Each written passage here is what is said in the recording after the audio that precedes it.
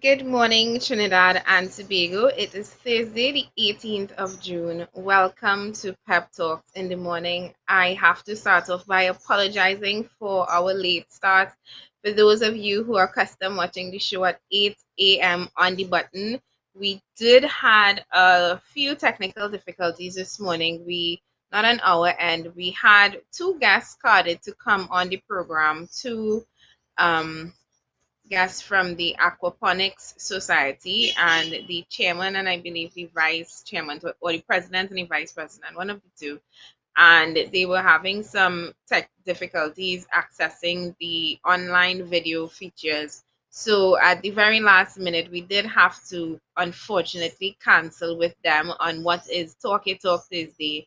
Thursday, where we have gotten accustomed to having guests come in and be interviewed and open the lines for you, the public, to call in and talk to them. But it is still Talkie Talk Tuesday, and as much as we did not have this program planned the way it is now going to run, we are on the PEP side, on the PEP media side, very flexible, and we have recreated an entire program for you this morning, which I am very excited to dive into. Like I said, it's Talk It Talk Tuesday, but instead of listening to guests this morning, we are opening the phone lines from the very start for you to call in the public. Unfortunately, the WhatsApp feature is not available. I will have an a digital number available for you to call in starting next week, Monday. That is not fully set up though. So please, if you have to call in, you would have to call direct on 769-459. You're seeing WhatsApp at the bottom of the screen there. That's just the template. But as of today, we will only be able to accept direct calls to the number 769-4590.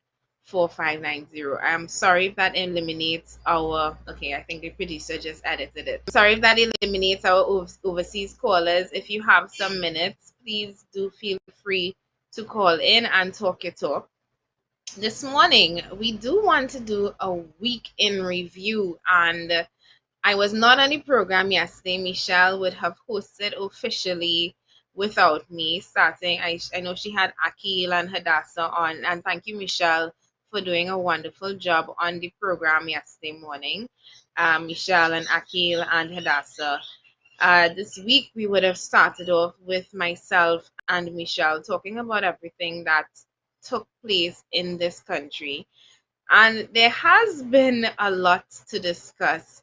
What would have seemed like a quiet week. I know this week we would have started or actually lifted some more COVID-19 restrictions. I saw one of my favorite business establishments reopen. I do gift baskets as a business. That's my little, well, hobby turned business. And I was long anticipating the reopening of this particular business establishment, which unfortunately was closed during COVID-19. So we had a couple of businesses reopening. The On the 8th, we had hairdressers and salons, etc., barbers. They all were able to reopen their facilities. And this week as well, rounding off the top discussion, as much as you would think it would have been the reopening of these facilities that were closed, we actually had our Prime Minister making news for wanting value for money on state contracts. And Michelle and I would have gone in depth into this topic, discussing the very clear juxtaposition or the dichotomy. I'm using all the big words, but the very clear contrast in what this government says versus what it does. The Prime Minister wants value for money on state contracts, whereas under this particular administration, I mean, not discounting past administrations as well, but under this particular administration, we have seen some of the most exorbitant expenditures on state contracts, which would include the president's house, the Red House, and the president's cottage. And for those who, unless you are living under a rock, you wouldn't have known that. Sorry, unless you're living under a rock, you would know that this year we did the renovation of the Red House to a tune of what was almost $500 million, and many people were, including the Progressive Empowerment Party, was speaking out on that particular incident. Ugh, I don't know if to call it an incident, but speaking out on that monstrosity that cost the taxpayers money that we would never be able to recover, money that we continue to say could have been used during COVID-19, could have been used to assist people and communities in need, money that we not sure where it went because it was just a renovation project. The original structure was there. Some people are even saying the original doors, as actually it was proven that the original doors are still there, yet we spent a couple $1 million on changing the doors of the Red House, the president's house as well, president's residence. Money that we spent, that $89 million, that again there's no explanation as to how and where and why this kind of money was spent. So the Prime Minister coming out this week at the opening of the Curepe interchange, the new Curepe interchange, which cost taxpayers $221 million after an initial proposed cost by the said contractor of $440 million. Again, there's no way of knowing what really costs what under these kinds of the way we spend state money through these special purpose companies, which then contract the work out. They are quoted enormous sums of money, which they then reduce and tell the taxpayers that we give you money, but there's no way of knowing unless you do freedom of information requests, unless call you do an audit, a forensic audit into these things. But I mean, this is a country where the cost of gloves in the regional health authorities and in our hospitals, it's almost 100 times the cost that you would pay on Amazon or eBay for it. And it's just the way that the country has set up. We have no proper procurement legislation. We have no robust tenders boards. So when it comes to spending state money, it seems to be a free for all. It seems to be once you have access to the treasury, it is a limitless supply for you and your friends and your financiers and the people who would have injected money into your being post pre-government. And like I said, there's no way of telling this is really value for money. Many of the things that we have experienced, like the Red House and the President's House and the President's Cottage and the Magnificent Seven, those that we would have renovated, and Europe Interchange, and tens originally cost was quoted to the North Central Regional Health Authority as $500.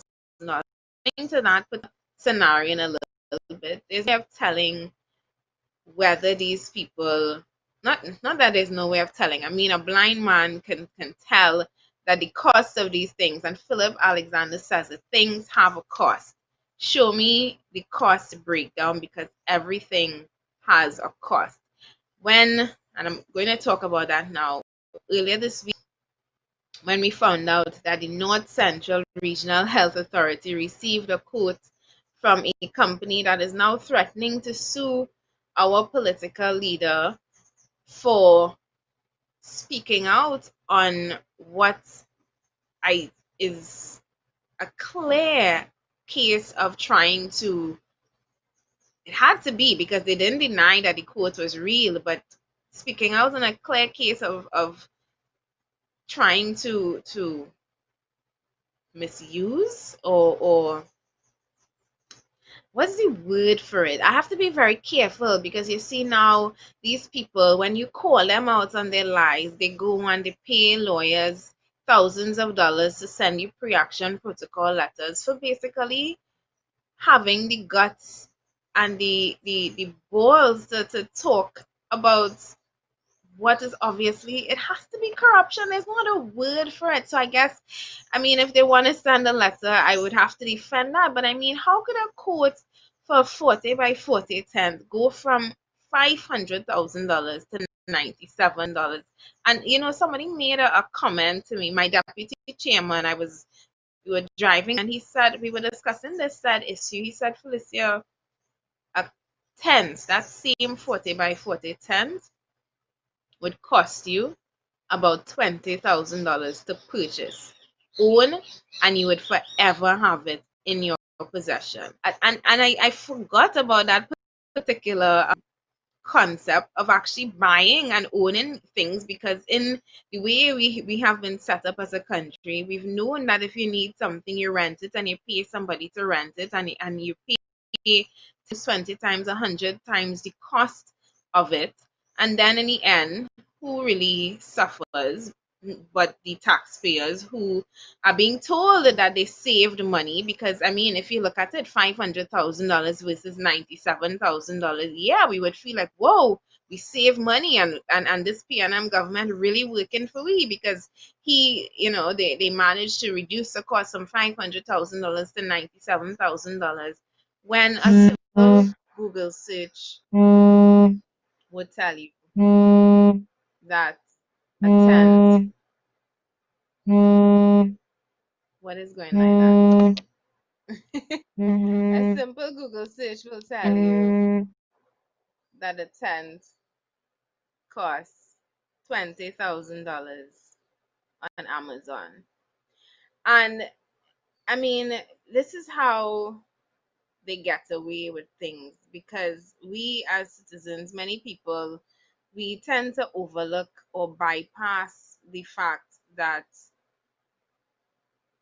things can or can't be done better. We It feels, if especially if you've seen this happen time and time again, you tend to feel like buying a tent. Well, that's a good idea, but under these people, under the way they do things, the chances of us doing that are slim to none. Because it's true. I mean, common sense would tell you, if a tent is costing $20,000 to buy versus $100,000 to rent, it would make more sense to actually buy and own the tent. But again, the way this system has been set up, the way our governments have been using and abusing the public's purse, we tend to feel as if we have no voice. And I have to say, I really appreciate this show and this program for that. I have to say, I really appreciate what we do here in the Progressive Empowerment Party, because, like I said, we might have just said, oh, at least we saved $400,000, not looking at the fact that we could have saved even more money if, as a country, we had decided to employ proper procurement processes, if we had had a robust tender board, if we had had a government that was really committed to saving the taxpayers' money, if we had had a government that was not using the COVID-19 pandemic as a means to further enriching their friends and financiers. And I mean, we're discussing 40 by 40 tents here, we're discussing the Red House earlier on this year, but there was also during COVID-19, and we mentioned this on the program this week, the facility in Sandy Grande that we're renting for over $100,000, that nobody can explain how that is so. The facility that is rodent infested, rat infested, cockroach infested. And I mean, Michelle was making the joke that not even the cockroaches want to live there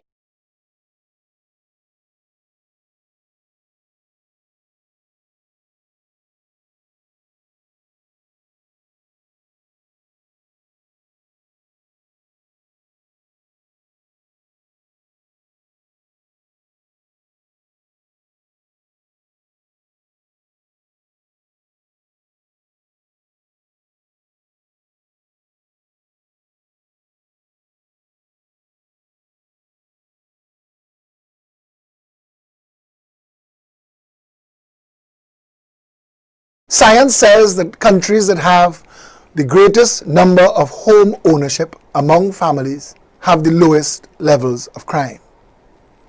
Trinidad and Tobago has massive poverty, runaway crime, and an economy that makes no sense to anyone looking in from outside. We also suffer from the impact of corruption and narco-trafficking dollars being hidden in real estate, driving the prices up and drying up the supply.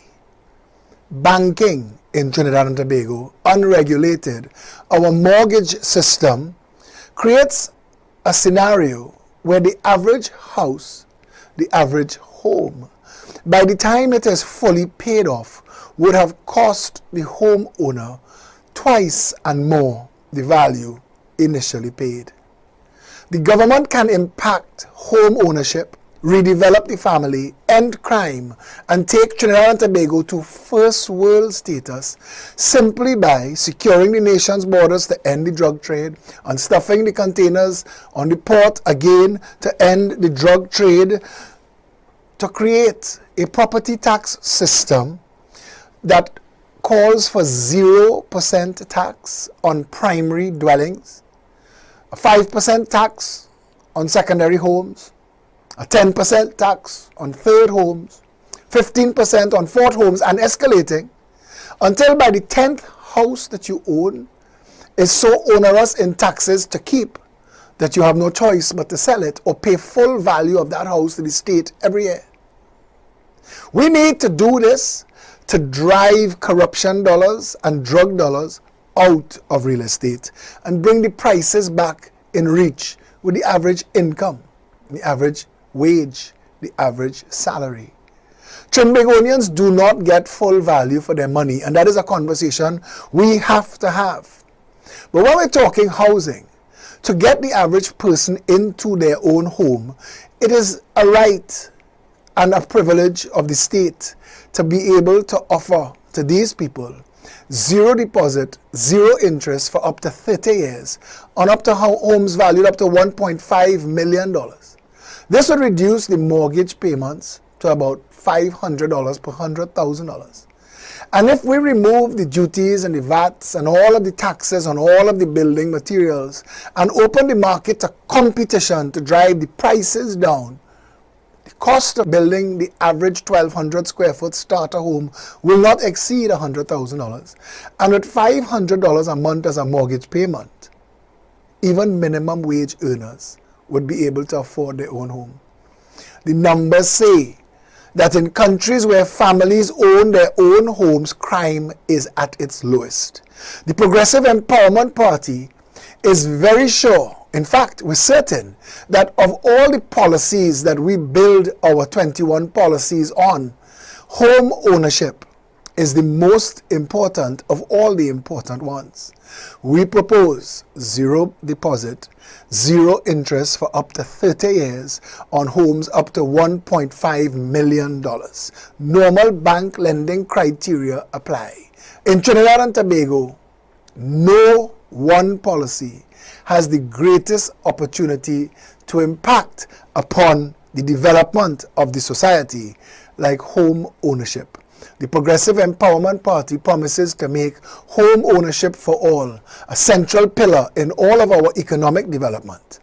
I am Philip Edward Alexander, and this has been 3 Minutes to a Better Trinidad and Tobago.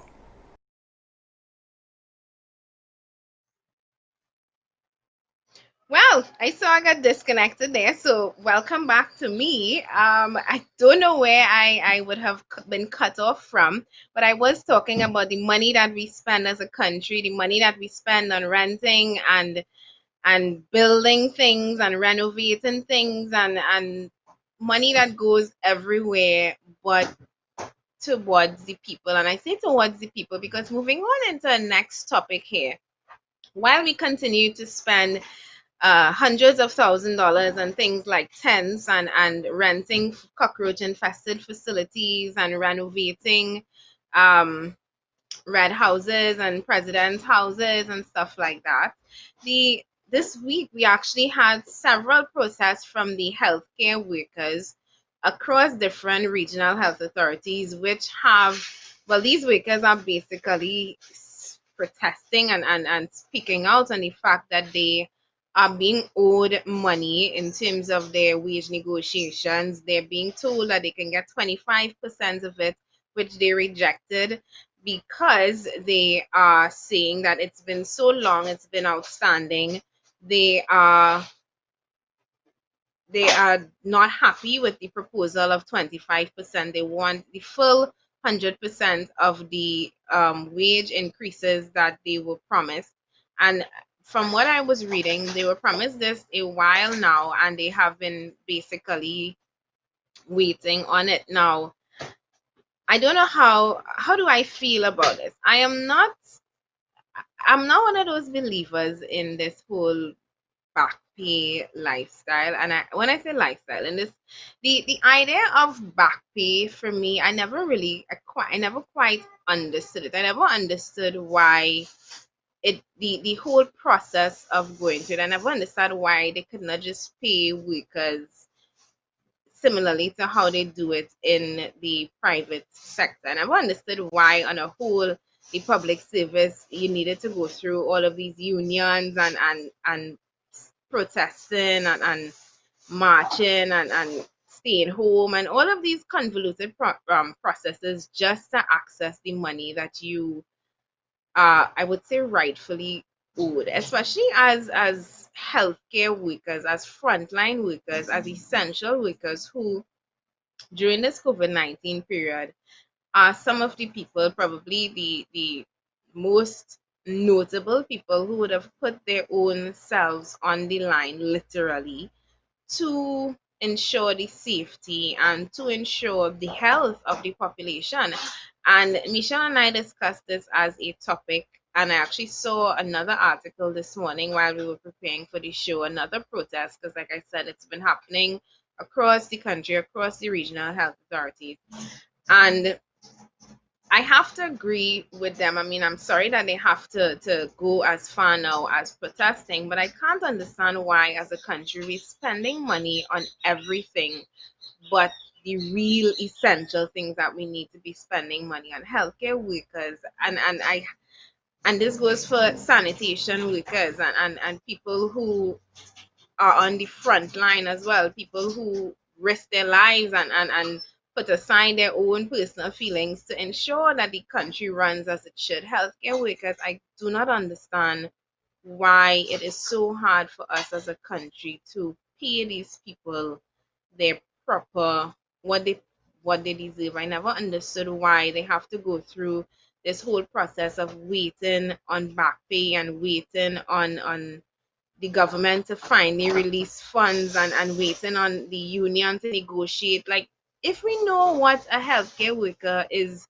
duly owed, why not give it to them? And I mean, again, and this upsets me because this country finds money for everything under the sun. But the things that really matter, the people that really matter, what about them? We spend millions of dollars renting empty buildings from the Nahus family. We spend money on office space that we will never use. Why is it so hard for us to take that money and give it to the people who actually deserve it? And I mean that during the COVID-19 period, when we encouraged people to come outside and clap for them, and we printed full page articles, saying we salute you, our essential workers. I completely agree with the essential workers when they said that that was a poppy show, because if we really treated these people as if they were essential, if we really thought that they were essential, why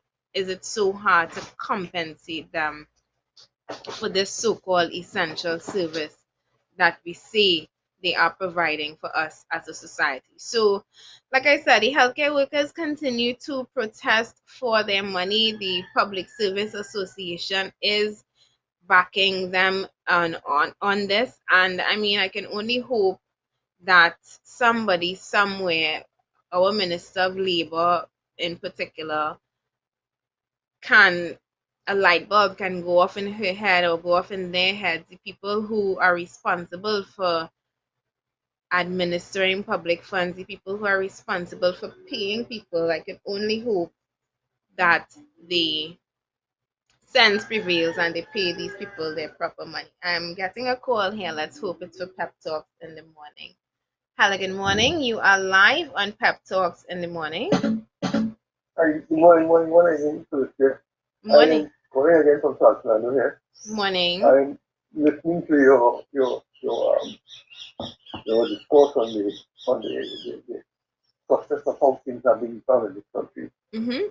And when I was just reflecting on what's happening with the present situation within the private institution and how things are hidden. Unless we have, like you're saying, platforms like what you are providing to the country, there is no way that people actually know the level of corruption, I believe, is taking place.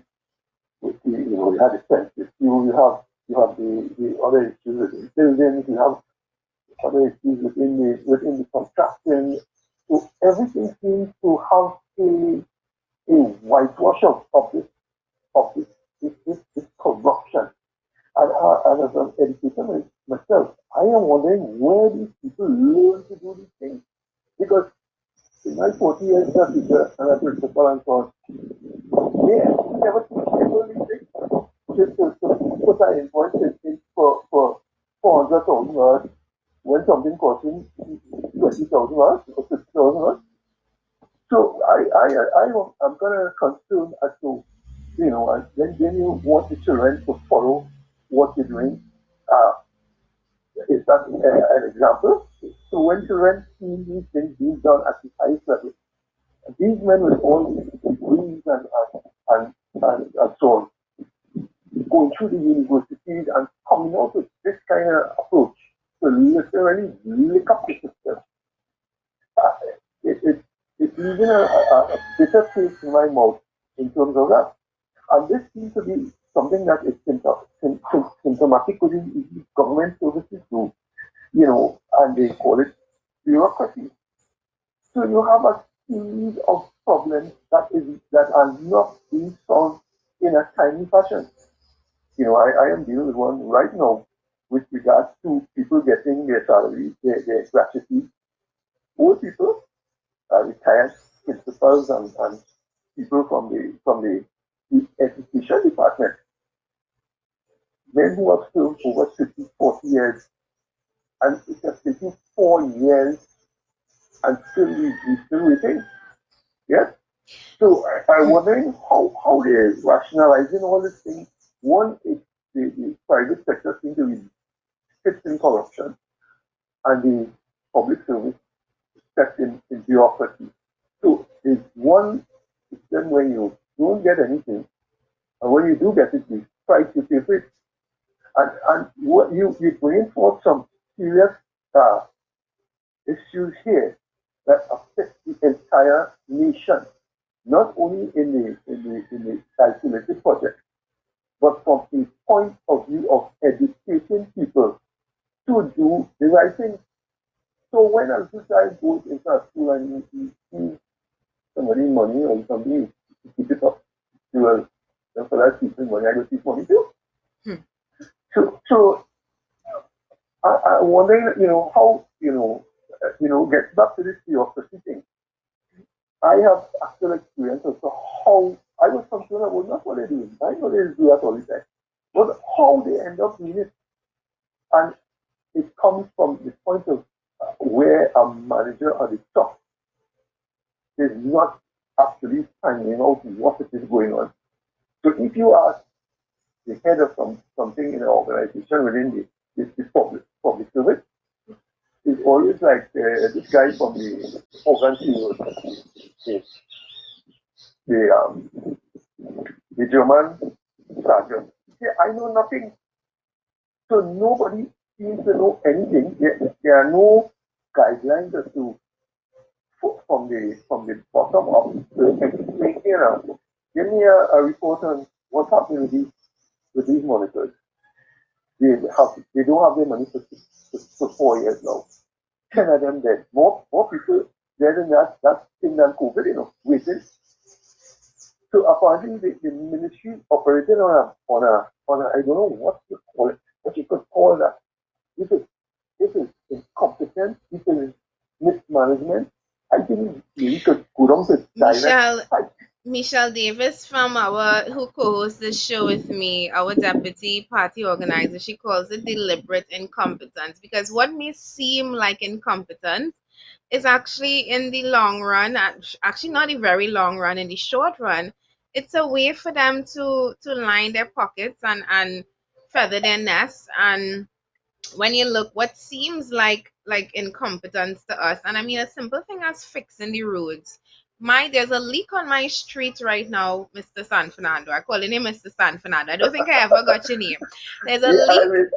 I was calling it as well. All right, there's a leak on my street right now that I drive past every day when I go up the hill, when I go down the hill. And this leak has just been there. If you call WASA, they would say, yes, we know about the leak already. And this is about week 2 now that the leak is there.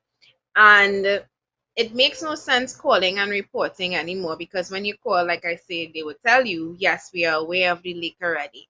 And I'm watching what was first a small leak, and I mean it's steady, so the water is pouring out. Whether there's water in my pipes or not, this particular part of the road is leaking, and it's been going on like that for 2 weeks.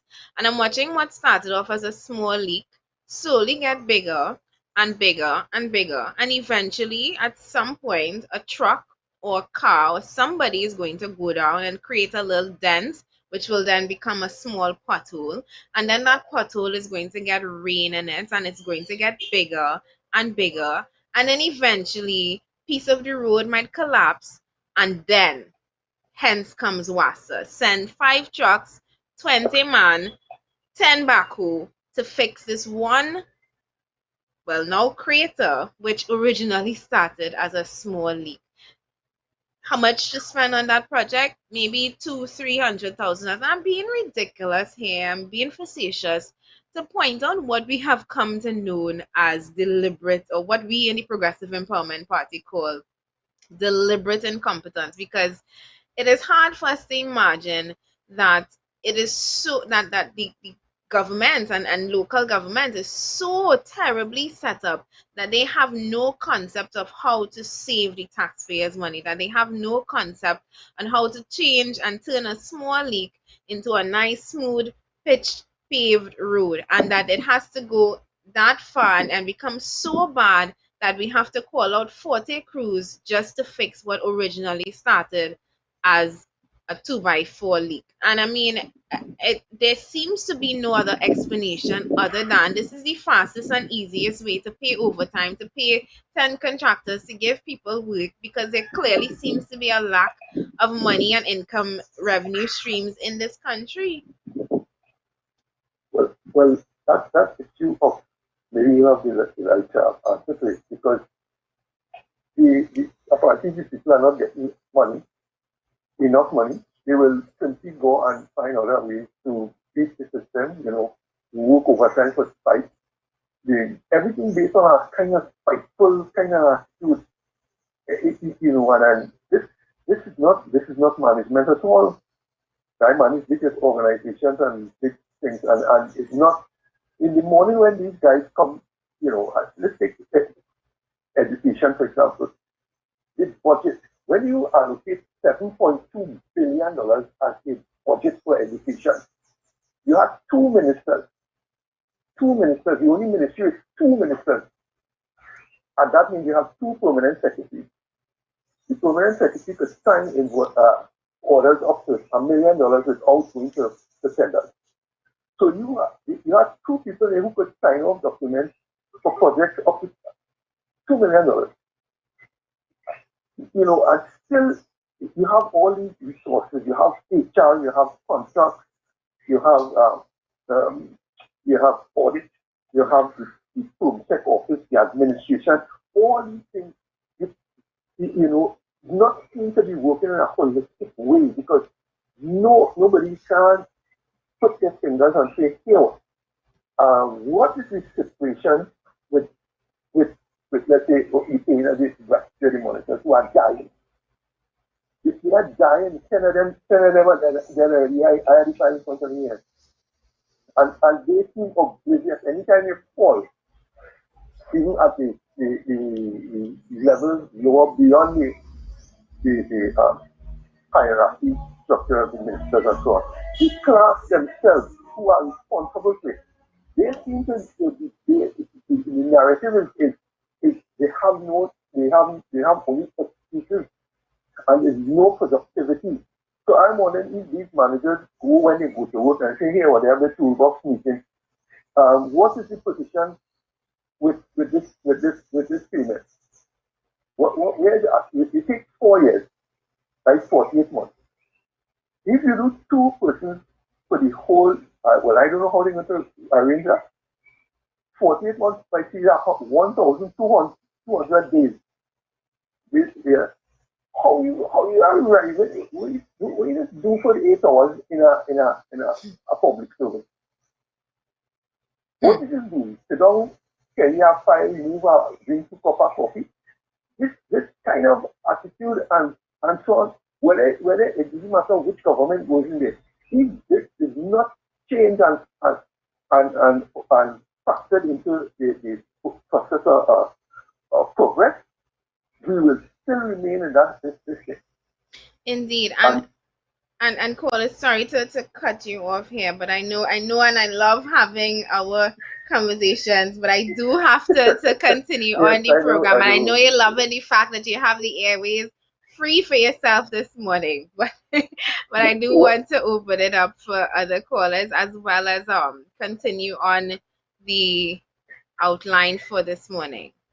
Yeah, I'll surely be contacting you all because the platform is there for people to give their views and so on. But like Philip was talking about, they send lawsuits for people to fight them. Yeah.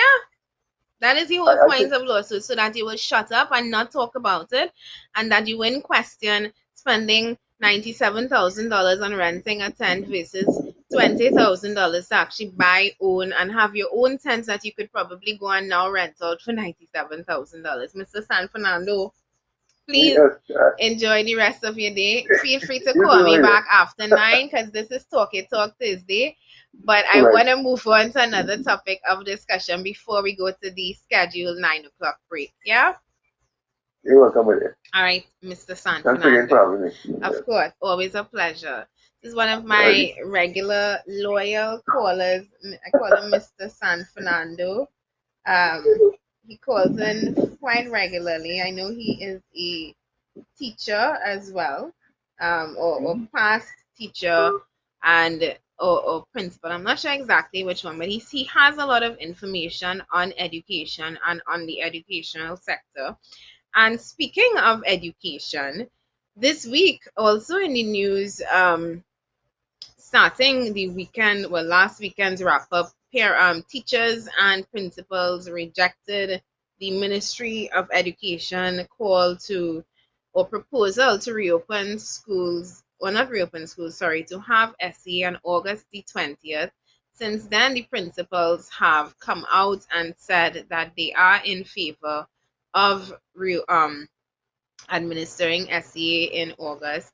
There have been several complaints about it from, well, mostly us in the Progressive Empowerment Party and teachers that I speak to on the side who, unfortunately, because of their position, are unable to come on the program. But I kept saying that I have not heard from parents, I have not heard from children themselves, those in the, well, I wouldn't expect young children to call in, but even our secondary school children who apparently are they're proposing to have SE in July, not SE, CAPE and CXC in July, and that's a whole different story. But SE, that particular issue of SE in August, it is one that I am so against because, I mean, apart from this being a child abusing exam, and I will continue to say that this is a child abusing exam, telling a child at 10, 11, 12 years old, depending on what age you are when you write the SE examination,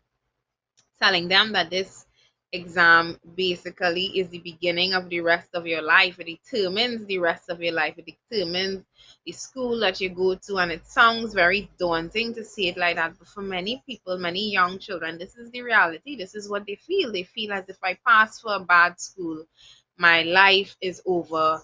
My chances of getting a good job, or my chances of moving up the ladder, or my chances of actually having a career are cut in more than half, versus me going to a prestige school where we have seen that the academic output of these prestige schools seem to be so much higher when compared to the government and the secondary and the comprehensive schools, which are being taught the exact same curriculum, which have teachers who graduated from the same teachers college, who study the same um, earn the same degree in education. So I'm trying to understand, and I never understood what was it about these prestige schools, what was it about these denominational schools that allowed these 20% of children, because those schools get to choose their 20% of children that they want to come into their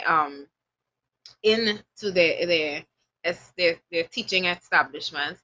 What was it about them that made teaching better than the government schools? What was it about?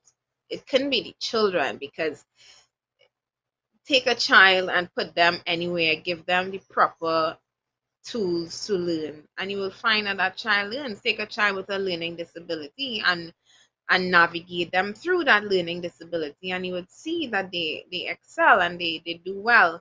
So what was it about these government schools and these secondary schools that made learning so much more difficult, or where learning or accessing a good education was not as easy as attending a prestige school or denominational school, where they have the opportunity to hand pick their own students that they want to intake?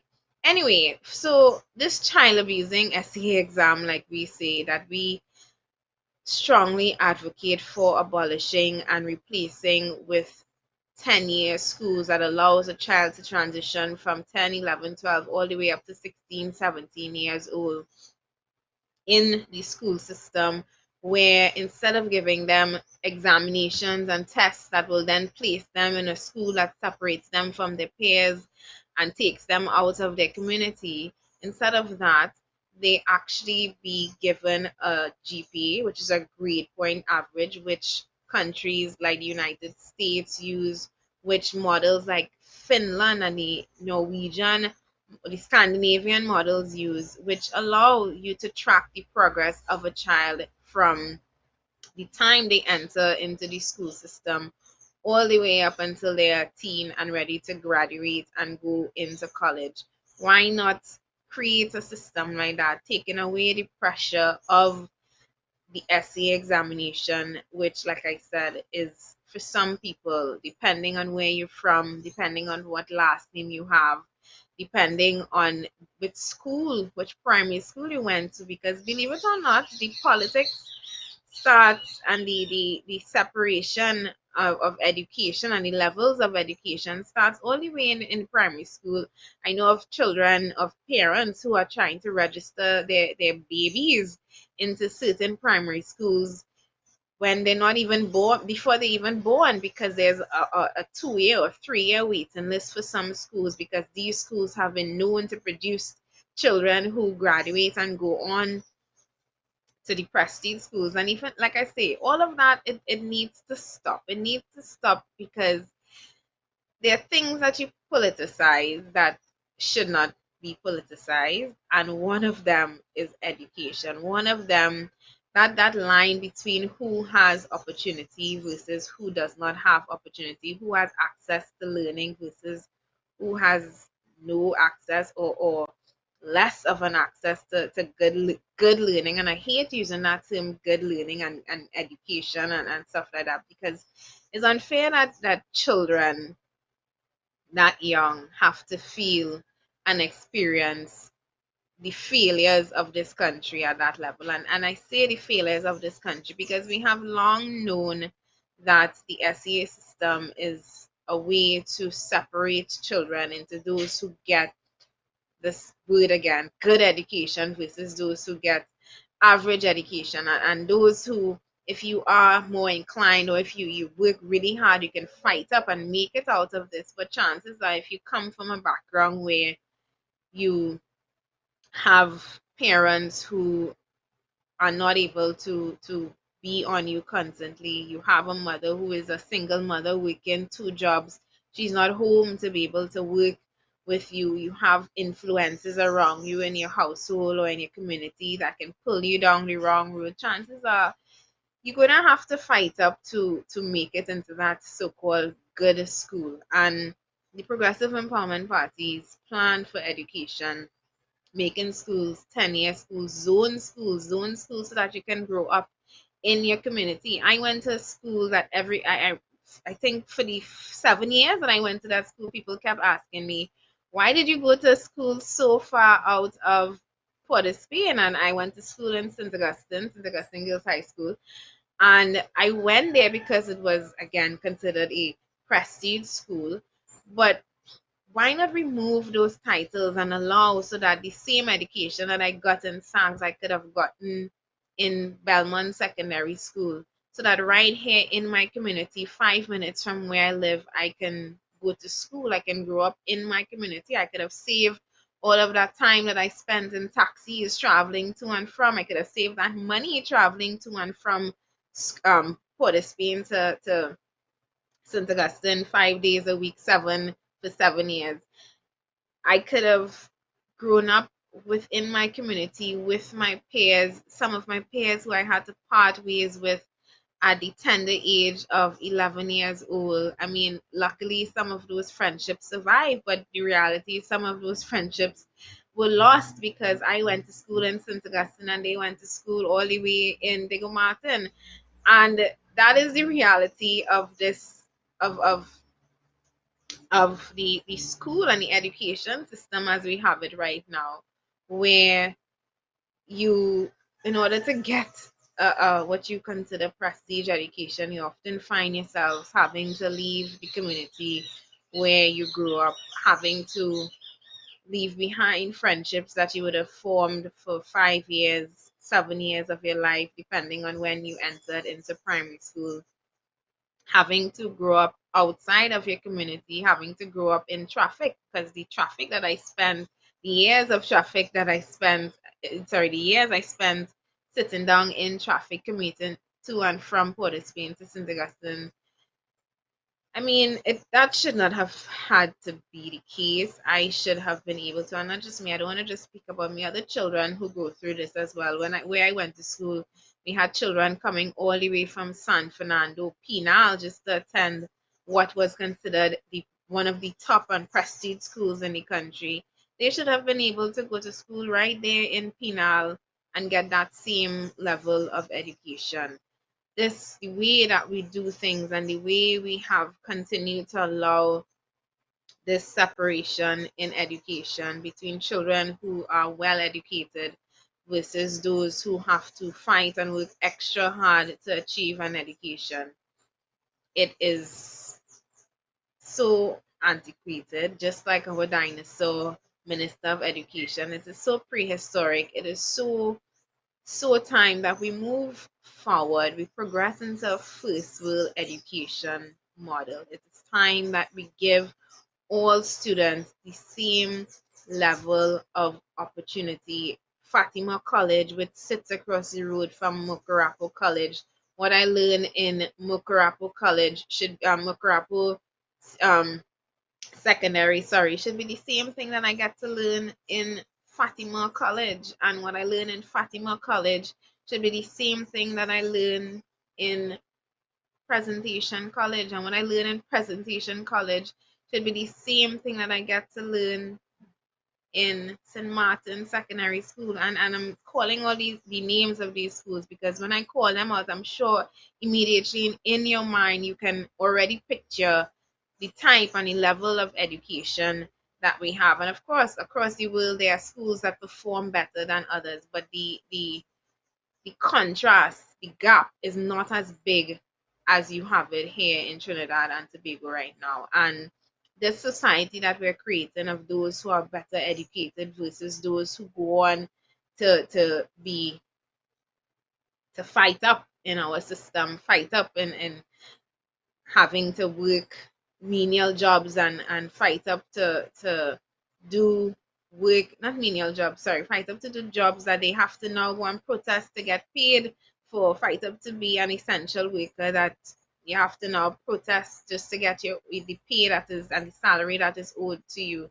This society that we're creating like that versus the so-called doctors and the lawyers and the engineers that we push out and praise and give these almighty accolades to and then leave behind our essential workers. It starts all the way back in the secondary education system where there is a clear line between those who we give hope and opportunity to versus those who we don't.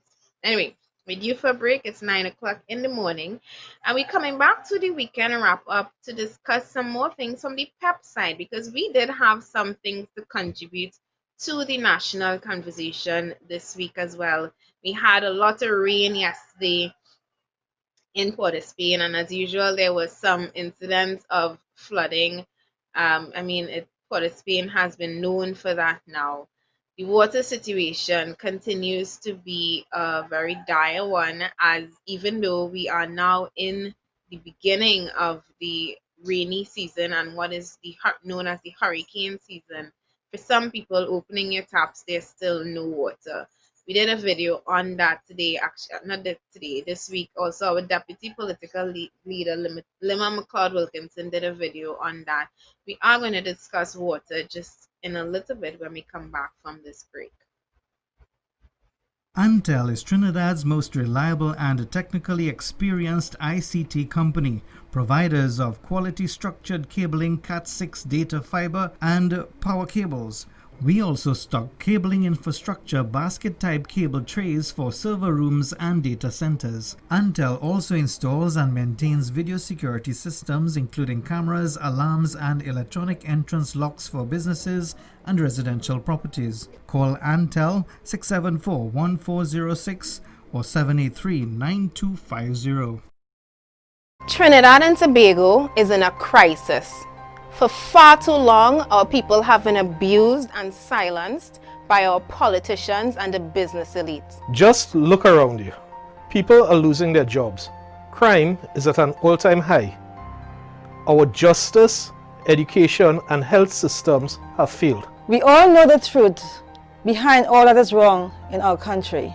Corruption is destroying us. Billions of our dollars are being looted by a small group of business people that use our politicians to divide and distract us, so they can take what they want, leaving us with no hope for a better country. All of this is because we've never had leaders who seek the interests of the citizenry as their first priority. I am here because I'm not taking it anymore. I am here because I am not taking it anymore. I am fed up of politics as it is in Trinidad and Tobago. It is time we elect leaders with the backbone and the love of our people to go after the corrupt, evil elements in our country, hell-bent on serving their own pockets while we suffer. And it is time that we as a nation take a collective stand against wrongdoing. So we are making a plea to the nation to rally behind us. Because our freedom of speech is being threatened by those who don't want us speaking out on these issues. A man that I greatly respect is one of those leaders fighting for a better country. His name is Philip Edward Alexander,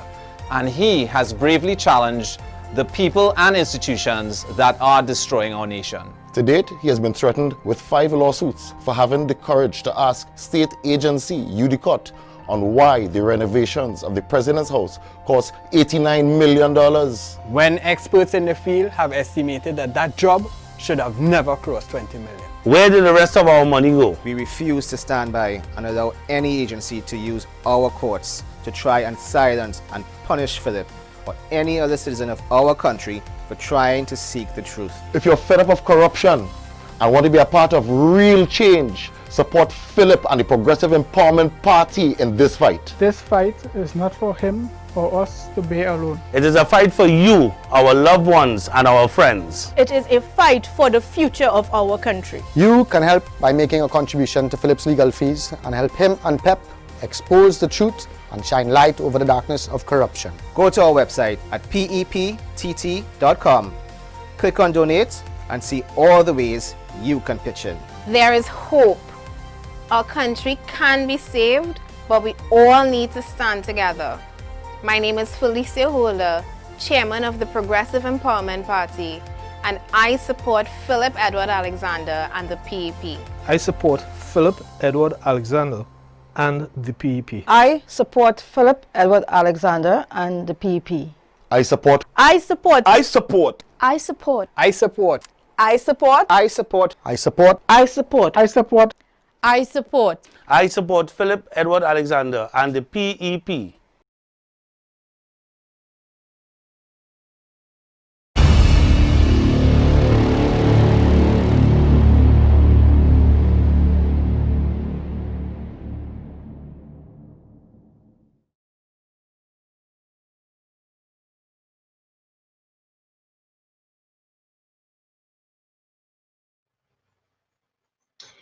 We are back and the lines are open, guys. This is a Talk Your Talk Thursday, so please feel free to call in. The number is 769-4590. You will have to call direct, though the WhatsApp system or service is down today until next week.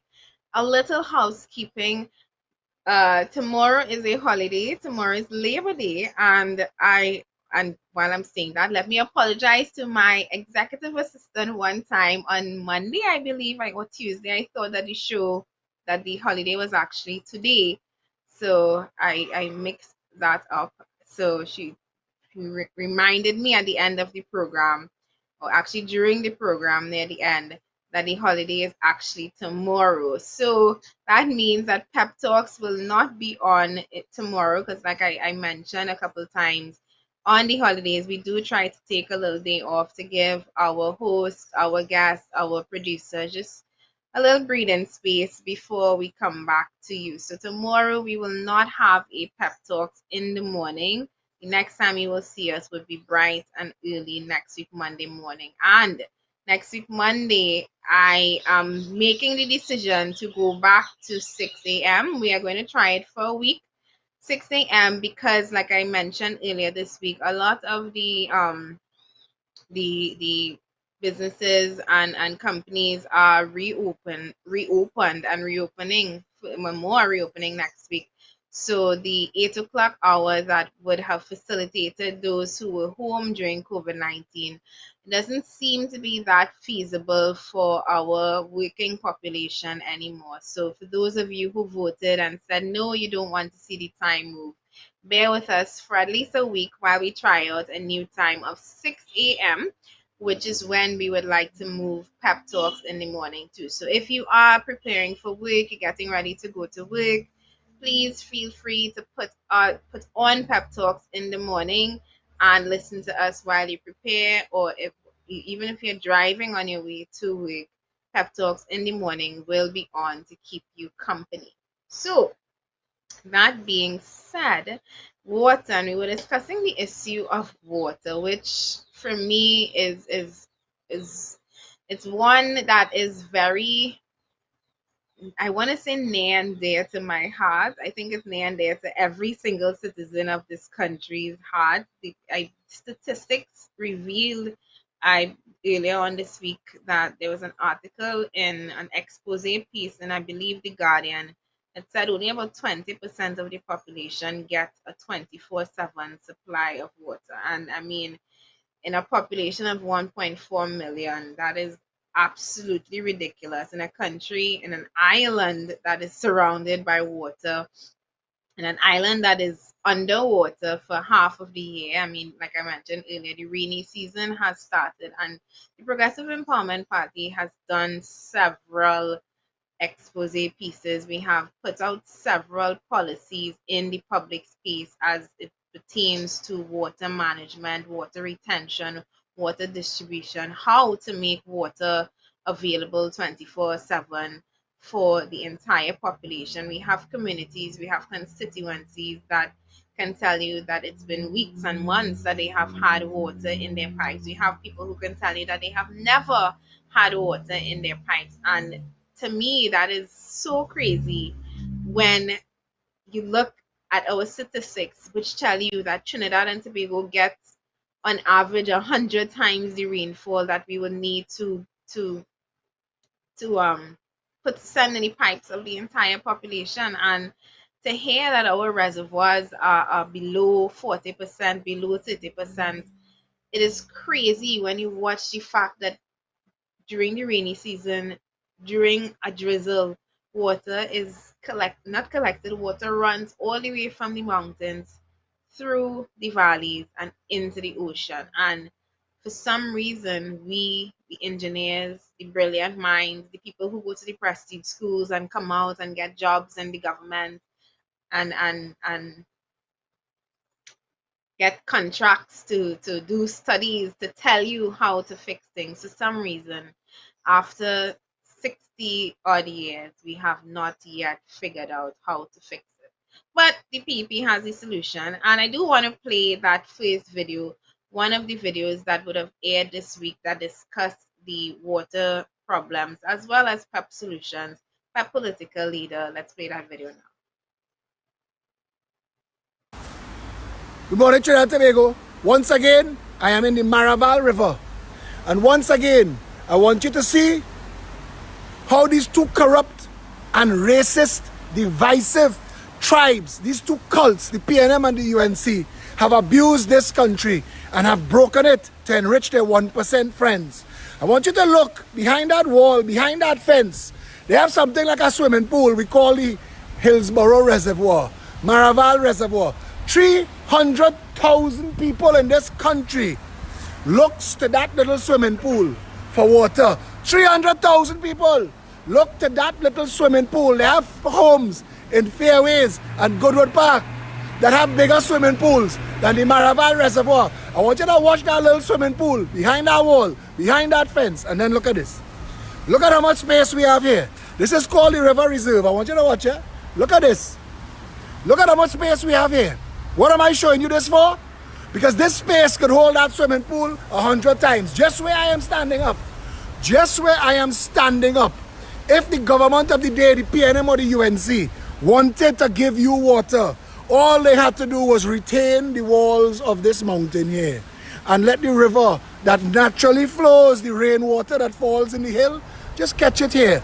The same way you're holding it in our little swimming pool, hold it here in a massive retention pond. All here, I am standing in what should be a retention pond. Imagine if we had this going on in Maraval. The water would never end. The Maraval River runs through it. Listen to what you are hearing. I am standing in it. Look at this. Look at this. Dredge the bottom 50 feet down. This will hold billions of gallons of water. This will hold billions of gallons of water. You know what? This wouldn't cost $100 million to build. But we spend $1 billion building desalcot. And we're spending $500 million a year desalinating salt water, when all we have to do is spend less than 10% of what it costs to build desalcot and less than half of 1% of what it takes to operate desalcot to just hold the water. They've been doing this on planet Earth for 1 million years. They've been doing this. Mexico don't have one river. The mass of Mexico is run on retention ponds and sinkholes and swimming pools and reservoirs. Trinidad and Tobago is blessed beyond measure, pressed down and running over, as the Bible says. Look at this. Look at the absolute wastage. All of this here and more beyond this could be reservoir, could be retention pond, could be the Maraval Dam. Imagine this here. Up at the top of the start of the river. Look at the water there, fresh and clean and pristine. Imagine if we had a government who was willing to really give the people water for all. Start in Maraval. Secure the water. Stop washing the water out in the sea. So your 1% friends could make billions off of desalination. Could make billions off of tanks and pumps. Could make billions off of bottled water. The PNM and the UNC are criminally corrupt organizations. They are fronts for 1% financiers who insist that the country work badly so that they could make money. You trying to tell me a monkey on roller skates in government could tell you, hold the water that we get for free. Hold it, treat it, distribute it. That is the whole job. That is the whole entire job. Look at this. Look at this. That little reservoir swimming pool inside of there could fit outside here 100 times. You walk up the road 100 meters. You see the rest of the river reserve being used by a PNM financier for housing. Multi-million-dollar middle-class housing where the river reserve and the reservoir should be. And tell me, if anything in the PNM and the UNC, ask Kamala Prasad yesterday to explain you were in office for 5 years and 6 months. Did you ever come and look and see why the people in Maraval have no water? If you have no tank in your yard, you have no pump, and you get water 24/7, switch off this video. This is not for you. This is for the rest of the 1.4 million people who have to wait and listen to hear when water falling in the tank outside so they can run and mop the floor and wash the clothes and wash the wares and flush the toilet and make sure they full bucket and put it in the bathroom because you ain't know when water gonna come again. The madness of life in Trinidad and Tobago, a country blessed with 100,000 times more water than it could ever use, fighting to put water in tank and bottle and hole in the ground because we voted into office criminals. Criminals sit in the parliament. The most incompetent lot sit in that parliament because every single day, Mr. Speaker, Madam Speaker, every single day that any citizen in this country having trouble for water, it is of urgent national importance that we debate it. When it's going to happen? When you vote those two corrupt criminal organizations into the dustbin of history so that a real and competent government could fix Trinidad and Tobago and finally give people water. I'm telling you this again. You don't have to be a rocket scientist. A monkey on roller skates could make this into a bowl and hold the water. And do you know that when you hold the water in a dam and you confine the water, where you let it flow from creates a natural source of power that turns turbines, that powers pumps to distribute the water powered by the water? The entirety of Nevada and Las Vegas is powered by the Hoover Dam doing exactly that. The same dam that gives them water gives them electricity too. We in Trinidad and Tobago are led by criminals and the corrupt. And if you want a better country, go outside this morning where your water tank is and touch it. If it's dry, tell me who you're voting for next election. You're obviously voting for the Progressive Empowerment Party because, I mean, if I had never heard about the PEP, I was voting for this party based on that 6 minutes of absolute sense. I have listened to the Parliament channel when I could stomach it, and I have never, ever, ever heard of any solution that was so simple yet made so much sense. And I mean, we say that about all of our policies, and we say that our policies are not things that recreate the real. Philip mentioned that Nevada is powered by their dams, which also provide water for the city, and that's something that we literally took from them. And I'm saying success leaves clues. We say that all the time. None of our policies are so ingenious that nobody ever thought of them before. But they are policies that work, and they have been proven to work around the world. And our water management and water retention and water distribution problems are so, that term, deliberate incompetence, it is so obvious that is exactly what it is, because Trinidad has been truly blessed. We have been truly blessed to have all of the facilities to deal with our water problem, to solve our water problem, the problem that we were supposed to solve since 1960. We had all of the facilities to do it. We still have it. And like Philip said, you just need to vote a government into office that is actually committed to doing that. I'm telling you, the Progressive Empowerment Party could win a seat in Parliament, win a general election just on that promise only, because there are people in this country who will never and continue to never have water in their taps, simply because we have never had a government in office that was committed to making water for all 24/7 a reality. And I also mentioned that Deputy Political Leader Lima McLeod Wilkinson, who I am happy to see following in the footsteps of political leader, doing her own videos and exposés and thought-provoking conversations with the public, and putting PEP policy forward to the public, so that they can see that it's not just Philip who is talking about the solutions. It's not just Felicia who is talking about the problem and then applying PEP solution. It's people just like you, just like me, everyday people who are holding on to the idea of a better country, and are holding on to the idea of a country that works, particularly under a progressive empowerment party. Lima did this video and posted it, uploaded it on Facebook yesterday, and I want to run that for you now.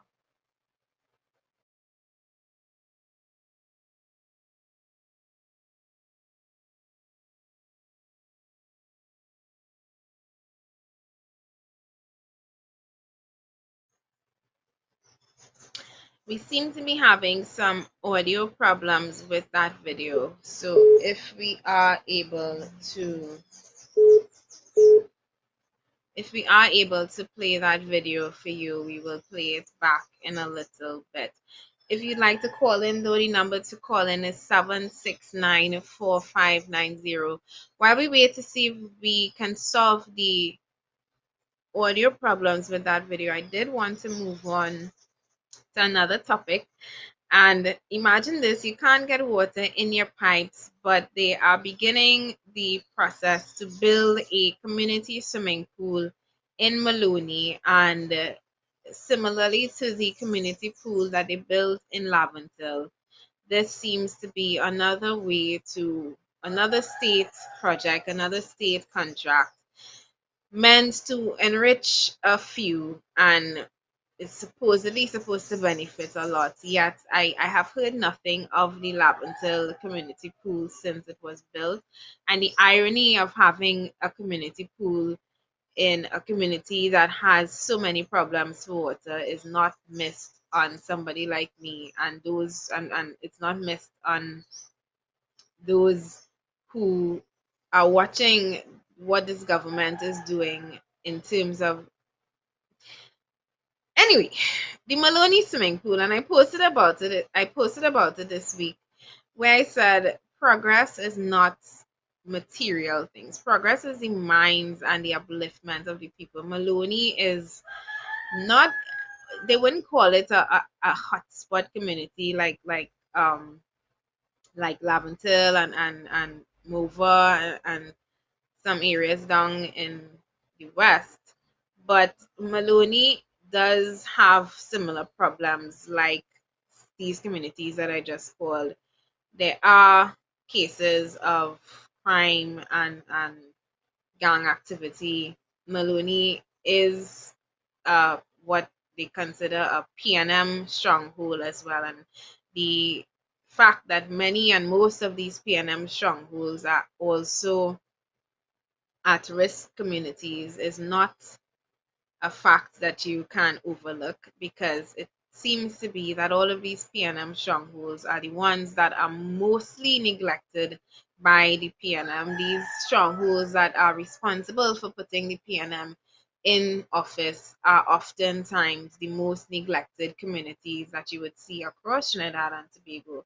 And the Maloney swimming pool, and Shamfa Kujo was one of the people who was there turning the sod for this swimming pool that is supposed to be completed in 10 months. And I noted this as a topic to discuss. We have a call coming in. Hello, good morning. You're live on Pep Talks in the morning. Hi, good morning, Cecilia. Good morning. And good morning to all the viewers who are watching the live stream. So So the thing is, sorry, talking about water and all I think about is beach and river. I want to go in water so bad. Are the beaches and rivers open yet? No. No, next week Monday. Nice. So I will wait for a week for that to die down, and I will be hitting the A beach. week? Yeah. But You a can't. week, a month, if you ask me. Actually, yes, because people never see come see Chinese every day next week is going to be full. Wait a month, trust me. But on a real though, my thing is this, right? At first on Lima rightfully said, I saw a video with Lima, very good video, very educational, makes so much sense. We have all this rainfall that's falling from the sky and up to now we can't select it yet. What are we waiting for? Waiting for 21, 20? Because it's just sad, but I'll say this though. I was traveling in a taxi this morning, right? And the driver was from Diego Martin West. He throughout the constituency. And the man made me to know that down to the elders of the fed up, you know. They're sick and tired of him. And but he started they didn't know about the progressive point, so I introduced it to them, and that just goes to show how the media blackouts affecting the party. Because everybody is getting an advantage except us. We're not getting no airplay, no play on TV, next to nothing. So I say that we have to continue putting work in on the ground and sending the message. We do, and I was just about to ask you what part of Diego Martin West, because we have a very active North team that every week goes out and beat the pavement. I was actually on a walkabout with Lima last week. Akil Kams, who is from Diego Martin Central, or is it Diego Martin Northeast? Akil, he does his drive-arounds with the van and the mobile speaker. So I mean, if you can join us on this mission to rescue Trinidad and Tobago, because that is a mission that we are on. I tell people all of the time, these next 3-4 months, or at least the months leading up to elections, for me, it is all or nothing. When I say all or nothing, that media blackout that you spoke about, I understand it. It is very real for us in the Progressive Empowerment Party. It has made the work 20 times harder. But I am telling you, it will make the victory 100 times sweeter, because the work that we have to put in, the channels that we have to utilize to circumvent and bypass this blackout that has been placed on the party, it means that we have had the opportunity and we have our first means of getting out to the people is in person, and that is how you change minds and that's how you convince voters. So as much as this is a lot of hard work, I have to say I love every minute of it. The tiredness and the going to bed at 2 in the morning after a long day, it is all worth it to me. Even though we haven't won an elections yet, it is all worth it. And I encourage you, please, if you're from Diego Martin West and you are a supporter of the I'm actually from Laventil West. Oh, you're from Laventil West. That's even better. We have walkabouts happening in your constituency weekly. So please, if you would like to be a part of that, we need street captains come election time. I have your number now. You call me, so I'm going to add you to that walkabout team. It would really make us happy if you can join us on this mission. Like I say, all or nothing for the next 3-4 months. After that, we could probably we could go to the beach after that. Yeah, once I can make it, I'll join. Thank you very much for that call. But before you go though, I like the way you just come and sit down on that morning post like you own it. You like how what? I sit down like I own it? Yeah, you sit down on the morning post like you own it. Like it's yours. You just ride in it. Like a true boy. Thank you very much for that. Have a good day. Thank you. You too as well. Good afternoon, Trinidad and Tobago. As you are aware, the rain is falling everywhere. It is very wet and cold. And I'm sure in some areas they have no water in their pipes. That is what you call a cruel irony. Water everywhere, but not in your pipes. But I mean, let's be real. Let's be honest with ourselves. Do we really think our government, our Minister of Public Utilities, is doing enough for all of us to get water? You're traveling all over the world and you're going and experiencing these other countries, and you could open the pipe at any time and get water. And you're telling me we can't come and implement that in Trinidad? Why? And then when Philip Edward Alexander speaks about it, they want to shut him down, sue him, hush him up for talking the truth. But you're traveling, you're going to England, you're going everywhere, and you could get water everywhere. And they were amazed by it when they turned on the tap in London and they got water. So why is it we can't have the same thing here? Why is it that we are purposely being kept in the dark ages, the stone ages, or we return into Jurassic World, and we are not moving with the times? We are in 2020 and we are still having issues for water. Rain falling right now, and I'm wondering, is it falling over the reservoirs and the dams? And are people actually going to believe that the reservoir levels are still low?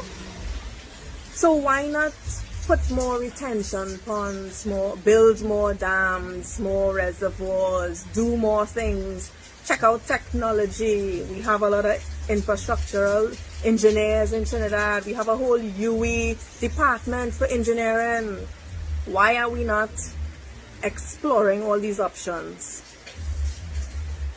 It beats me. I really don't understand it. Because it's not to say, we don't have the technology, we don't have access to Google, we don't have access to international help. If we don't know, we do. So what is the problem? This elections, it's time to vote for a government who really seeking your interests on these simple issues. This elections, Trinidad and Tobago need to wake up now and see who really fighting for who. The opposition is silent, and that silence is deafening. The government trying to strike away all our rights just quietly, and people just allowing it. You speak out against the simplest thing and they're ready to sue you. That's undemocratic. Time for change, Trinidad and Tobago. We can't do this anymore. Progressive Empowerment Party says, time for change. My name is Limmer McLeod Wilkinson, Deputy Political Leader of Progressive Empowerment Party. Time for change. Let's do this. Well said, Limmer. And just running on from what she said, it's time for change, and real change, not exchange. I listened to the UNC campaign on it, and I'm trying to use the words change. I listened to them last year, steal our vote, try to steal our vote them out slogan, which Pump Your Brakes UNC, Tyrone Hernandez officially gave that to us. So every time you play vote them out, kindly note that you are literally playing the campaign song of the Progressive Empowerment Party. If you would like us to send you that clip where he said this song is for you, the PP, we will ask our PEP Media people to facilitate that request. But that is the PP song, so pump your whole brakes on that. But I listened to them try to campaign on time for change, and I'm like, y'all realize that you have been in office, right? We have tried you, and the fact that we voted you out meant, and not just voted you out, the fact that we voted you out for a party that called the PNM means you all had to be real terrible. To go to the PNM means that when you all were in office, UNC, you all real let down the public. And I as a person, I did not vote UNC in that election, but I secretly, because I was secretly at that point in time, because I was under the whole I voting for PNM kind of nonsense that I was under back then.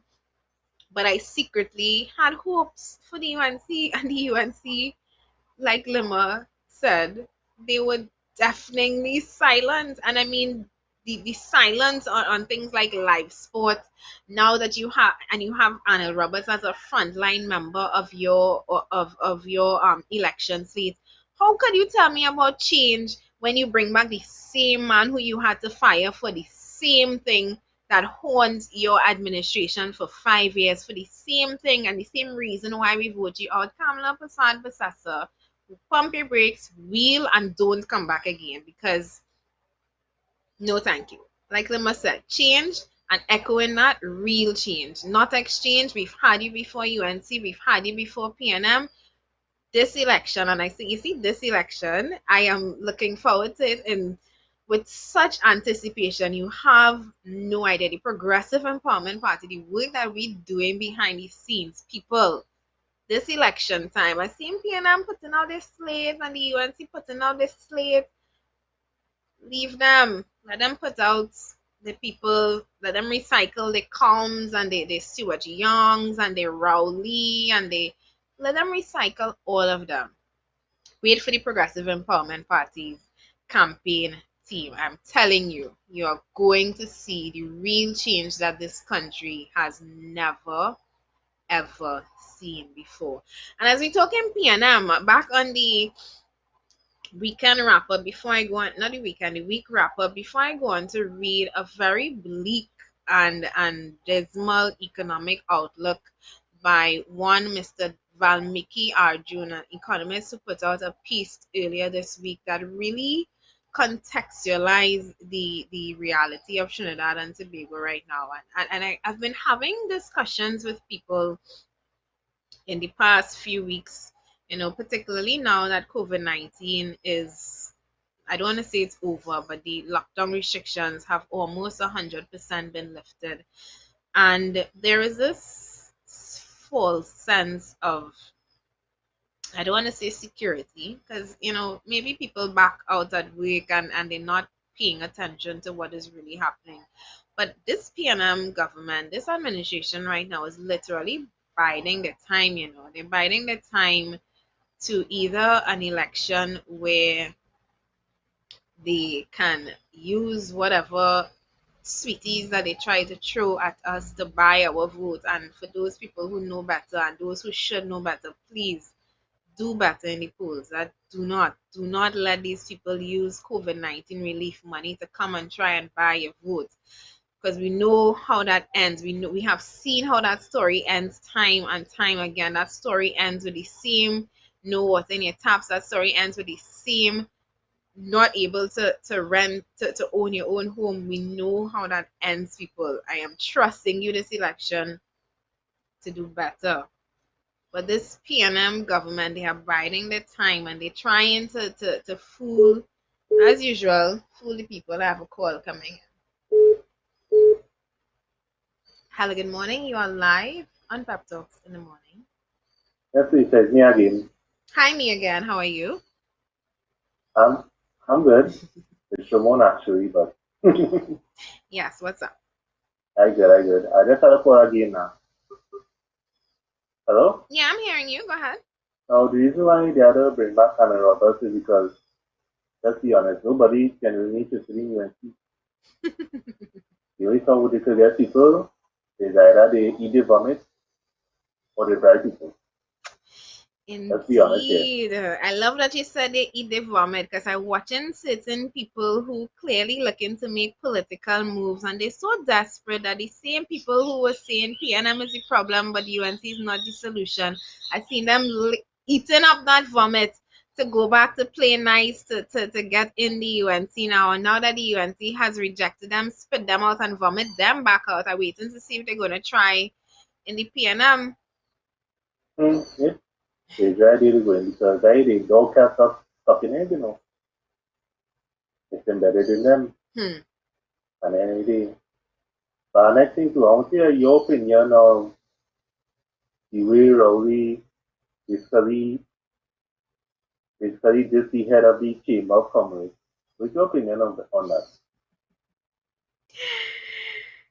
What there was a statement that Philip used at some point. I can't remember what he was talking about, but it went along the lines of gang members, those sellout gang members. But apparently during this or approaching this election, the PNM government seems to be, and I mean, they've always kind of done a fairly okay job at hiding the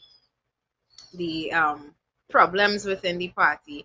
But this election, they're getting a little sloppy, and I'm seeing it started with Leigh Hunt, then it continued with Stuart Young, and now I'm seeing Keith Rowley. It looks like he's losing his marbles because I watched that release from him last night, and I could not believe that this was the Prime Minister of the country. It seems to be like he lost his cool, and it seems to be that the same man who at one point they were singing from the same hymn book, they seem to have clearly changed subjects, and one is singing from a different one, and I mean, I'm watching it unfold and taking in the spectacle from the angle of not my circus, not my monkey, not my circus, but at the same time, it is very indicative that all is not well within the PNM camp. And when I say the PNM camp is not just the PNM camp. The PNM camp is all of the people that make up the wider PNM body, the chambers and the sycophants and the financiers and all of those people. And something is clearly amiss, and I am following it with a lot of intrigue because, like I said, at one point they seem to be coming from or singing from the same hymn book, and now things are not what's the word we use, copacetic. So I'm waiting to see how this continues to unfold. But I'll say this though, before I go, when one of your biggest supporters could turn their back on you, your party is in a state of free fall and collapse. Who are you speaking about? The PNM. Ah. Yeah, because I agree that first that I say the Chamber of Commerce was one of PNM biggest supporters basically. So if them and the PNM falling out, the party is in free fall and it's in collapse. And not just falling out publicly. Like I said earlier, PNM has done, if it's one thing their propaganda machine is good at, is hiding all of the and making them look very pretty. And I have to say their campaign team, how much ever they're getting paid, which has to be a lot of money, they do a fairly okay job at cleaning them up and polishing them before presenting them to the public. But like I say, the threads are starting to unravel, and I am following it from a distance, but eating my popcorn and totally enjoying the show, because it's time that the facade that is the PNM, it is time that the facade that props up the PNM, it's time that it really collapses to reveal what they really and truly are. And I'm seeing the sycophants and shows, the Ed Reeds, and they're very quiet on this one. I don't know. They don't know which gang member to back up, I guess. Yeah, they not. Oh gosh, but they feel shame. It's shame eating them. Shame self-eating them. Shame eating them alive. It's eating the food. It's eating the brain. And without the brain, you can't talk, right? So, hey, that is shame eat the brain. Indeed. Yep, so I'll go on there. All right. Have a good day. And thank you for calling again. You're welcome. I now realize who calling in on the program. I saving your number from here on, huh? All right. All right, sir. Take care. Bye-bye. You too. I want to read this piece that Anne-Marie Dulal, PEP Research Officer, put out in the public space this week. It's that piece by Dr. Valmiki Arjun. And I was, oh, Jesus. Sorry. This piece that he put out that spoke about the economy, and I was mentioning earlier that, you know, it's easy to be lured into a false sense of security, especially when you have a government that is riding high on COVID-19 relief funds that can be used to temporarily and artificially plug holes in what is a very bleak outlook on the economy. And like I say, Trinidad and Tobago right now, we literally we're not in a good place, and it may not seem like that to some people, but the reality is it's there's a lot riding on the next election. The reality is that this government at this point in time, they are holding out until that election, and I'm not sure how well they would be able to do that. I mean, we have the COVID-19 funds to, I guess, prop us up to pay out VAT payments and give people a temporary relief to their pockets. But the overall economy of this country, as Dr. June is pointing out, we are really, the outlook is not good at all. Anyway, let me read it. In Budget 2020, stability, strength, and growth were promised, but the exact opposite has been achieved, with the economy riddled with worsening uncertainty and shattered business confidence. This is before we were even hit by COVID-19. We recorded an overall deficit of $31 billion in the last 4 fiscal years, spending over $202 billion. What do we have to show for it? And I swear that sounds straight out of the Progressive Empowerment Party's handbook. What do we have to show for it?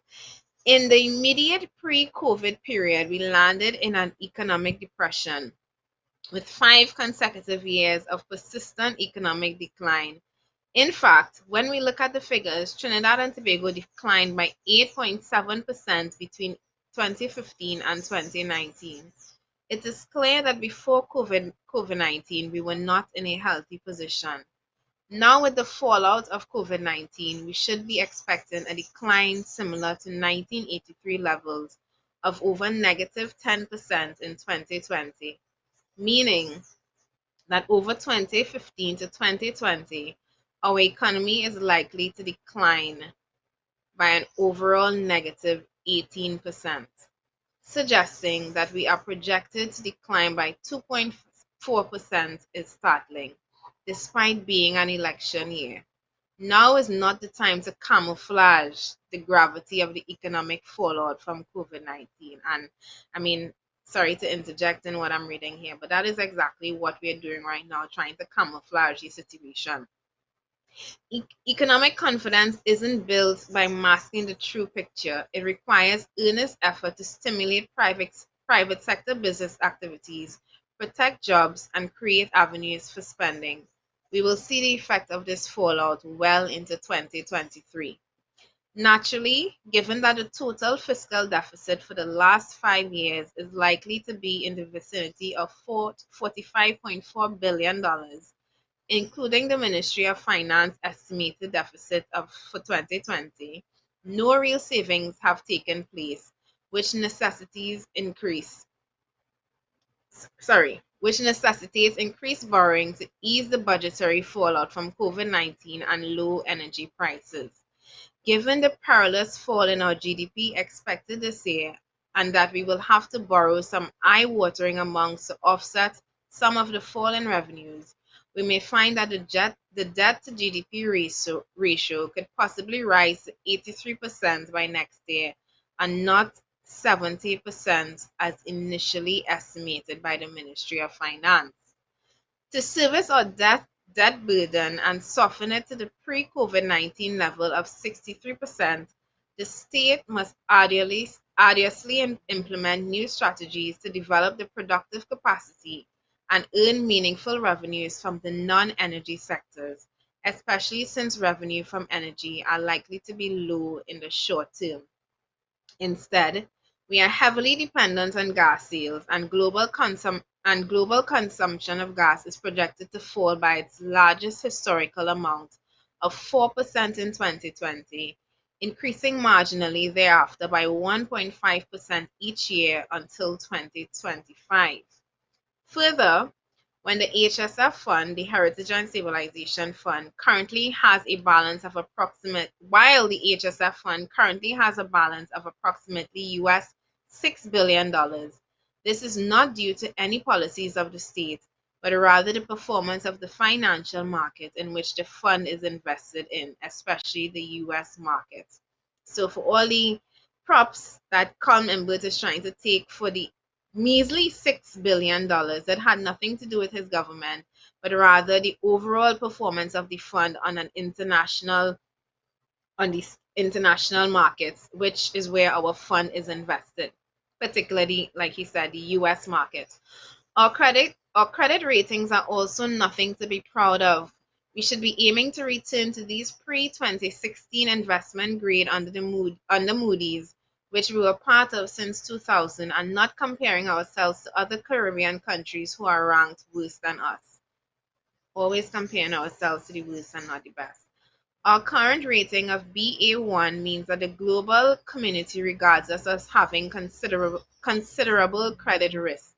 Our ability to repay our international debt is increasingly problematic.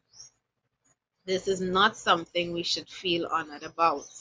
The main thrust of relief packages promised by the state is to ensure that consumption and business activities do not grind to a halt. However, the longer the state takes to provide these reliefs, we will see a worsened economic vulnerability for households and small and medium-sized enterprises, SMEs. It will exacerbate the low spending levels expected in the short term and compound the financial stress of the business sector, especially the SMEs. Indeed, the private sector was already hurt by low revenues prior to COVID-19, evident by a fall in taxes on income, and profit fell by 24.4% in the first 6 months of this fiscal year, which is October 2019 to March 2020, relative to last year. The lockdown would have severely disrupted SME activities, leading to many layoffs, but it isn't just going to stop there. Now, with gradual reopening of these companies, the public will be cautious about how they spend, especially since many would have lost their jobs and household incomes would have fallen. Demand will still be low, so despite being open for business, sale revenues will be low for quite some time. This means that SMEs won't be earning sufficient amount to meet their cost of doing business, pay utilities, service loans, and of course pay wages, etc. We will continue to find out that more workers will be laid off. In fact, this year we could end up seeing some of the worst unemployment levels in our history, between 22 to 25%, which means lower income tax payments. It is therefore possible that the state may have to provide more rounds of relief packages, which will dampen the Heritage and Stabilization Fund savings and create more debt. Export revenues will also take a serious hit for several reasons, apart from low energy prices.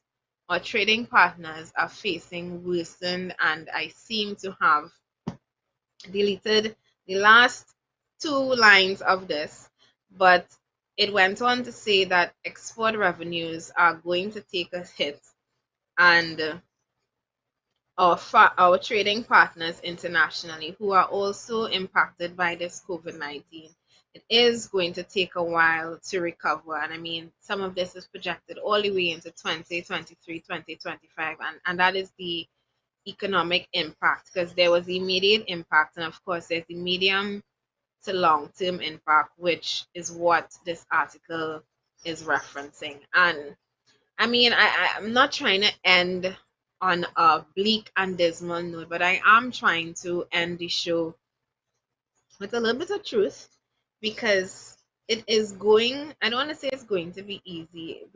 There's a lot happening right now. Election talk is in the air.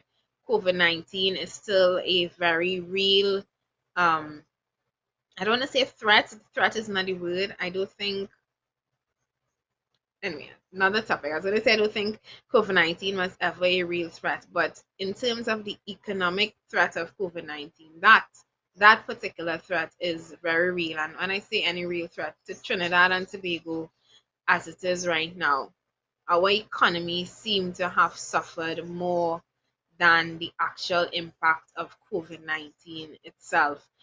And what is being predicted and projected for the next couple months into couple years is a very dismal reality for Trinidad and Tobago that, according to Dr. Arjun, is not one that we should or can sweep under the carpet. Our ability to repay debts as it is right now, our credit rated on an international scale, like he said, is not one to be proud of.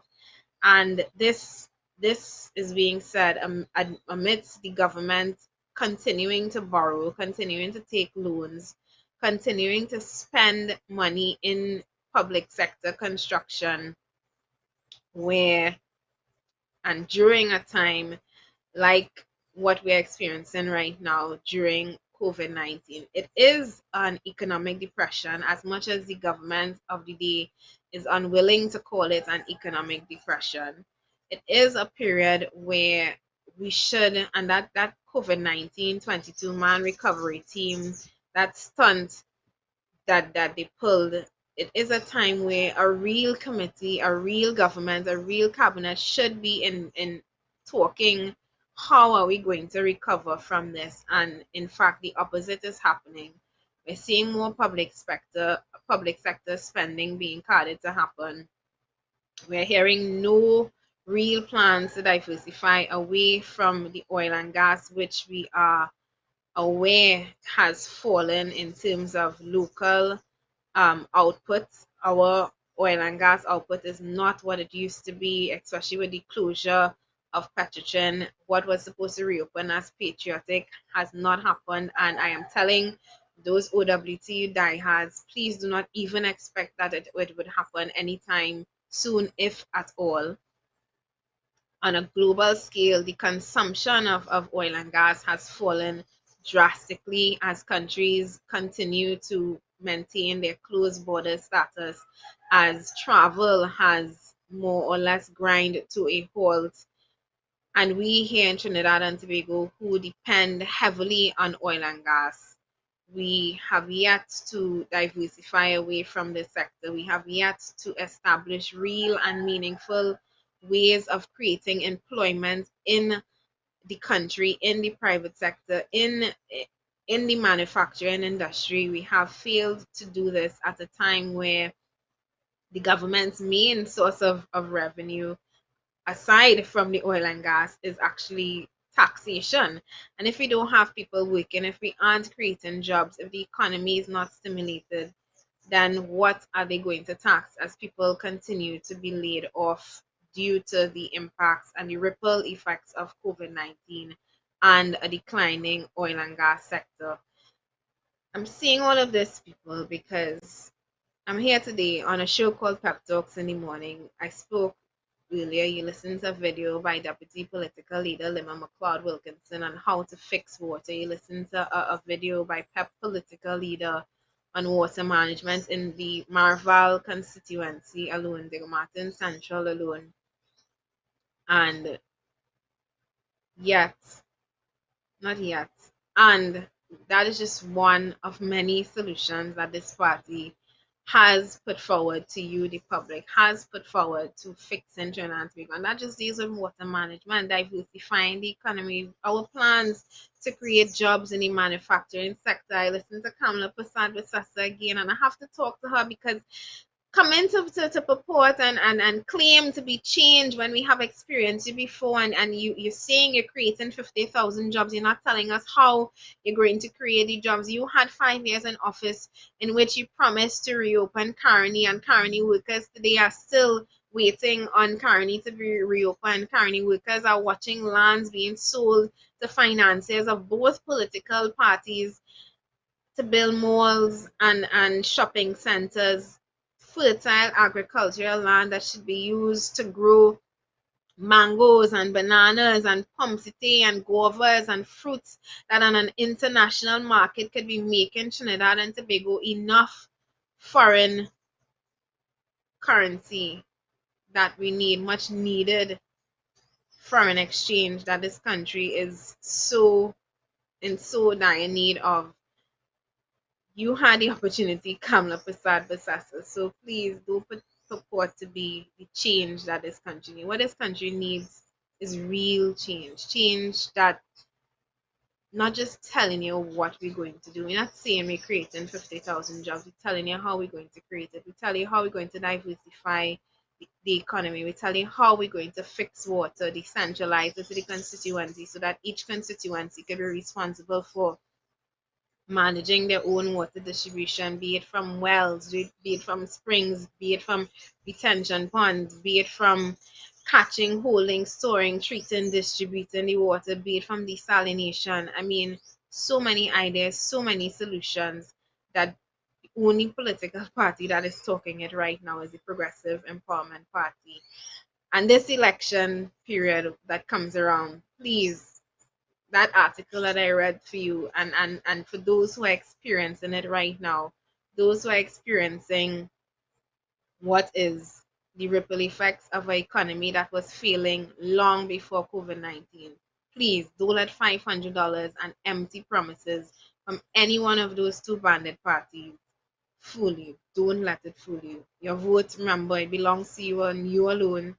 Racist politics has gotten us nowhere, and it is time that you put a real political option in Parliament that is really dedicated to fixing things and has the political will to do it, that is disconnected from 1% finances, that is disconnected from the bandit clan, that is disconnected from deep pockets, corrupt. And let me be careful before I get a letter.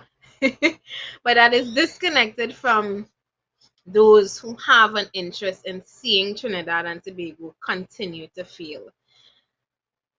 I would like to thank you for joining me on the program this morning. This is the first time, I think, since I've done Pep Talks in the morning that I have done an entire 2 hours by myself with no host. And people, I'm telling you, this is way more difficult than you can ever imagine, talking for 2 hours straight. And I see Pep political leader do it for 2 and 3 hours, and I have no idea how he does it. This is never public speaking and doing these shows, believe it or not, it was never my intention. And I was telling somebody the other day, I never saw myself doing this, but if not me, who? And I see it as practice should I ever have to grace the halls of Parliament, and I accept any challenge this morning. As tough as it was to speak for 2 hours straight, I thoroughly enjoyed the program this morning. I looked at the fact that our guests canceled on us as a blessing in disguise, and it was a real opportunity for me as well to polish my speaking to the public and to polish up on my policies and my ways and my means of addressing the public. And like I said, I would like to thank you for joining me on the program this morning. It was an absolute pleasure being here with you. Thank you for all of the callers this morning. On Monday, we will be back. Don't forget, we have no program tomorrow. On Monday, we will be back for another episode of Pep Talks in the morning from 6 a.m. We're going to try it for a week, at least a week, to see how it is working out. So please tell your friends, tell your family, tell those who watch the program that we will be back on Monday starting from 6 a.m. Did I say p.m.? From 6 a.m. Anyway, please enjoy the rest of your day. Enjoy your long weekend. For those of you who are off tomorrow, remember, during this period of social distancing, remember, let us always stay together by staying apart. Have a really, really great